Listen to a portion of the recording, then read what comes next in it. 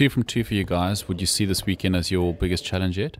Absolutely. The first 2 games, I mean, there's a lot of things. Last week's game was wet. It was windy. We were at home.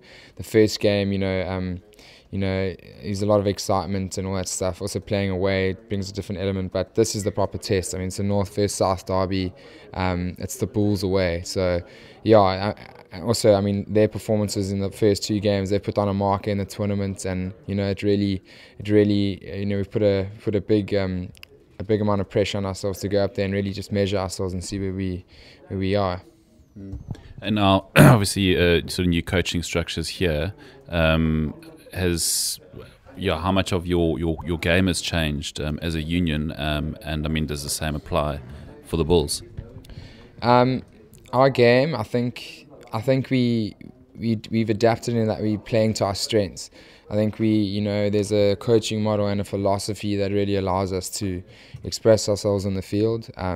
In everything we do, whether it be preparing, reviewing, or actually just playing, it's all aligned to us just really being given that responsibility. There's a lot of onus on us to do the work, to analyze, to prepare well, and it's just that feeling of running onto the field, being fully prepared, and just you got 80 minutes to just express yourself and just do what you love doing with a good group of guys.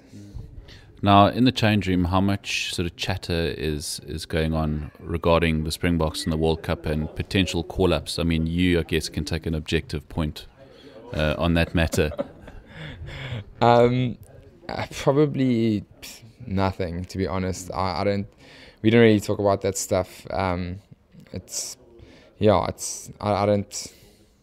think no one really chats about, who's close, who's not close. If anything, we're talking about the guys who are there. We're pretty stoked for them. Guys who are getting opportunities.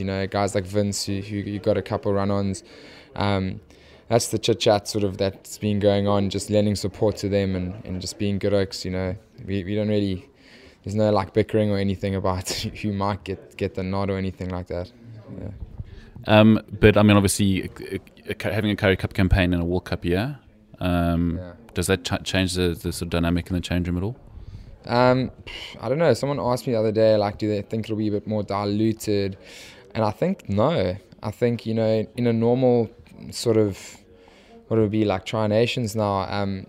With a home test, whatever, the South African team usually is allowed to have a big squad or whatever the case may be, and might get permission to hold a couple of guys who now when they choose that World Cup squad, I actually don't know what happens. The guys go back to the unions, because then that would just destroy my point completely.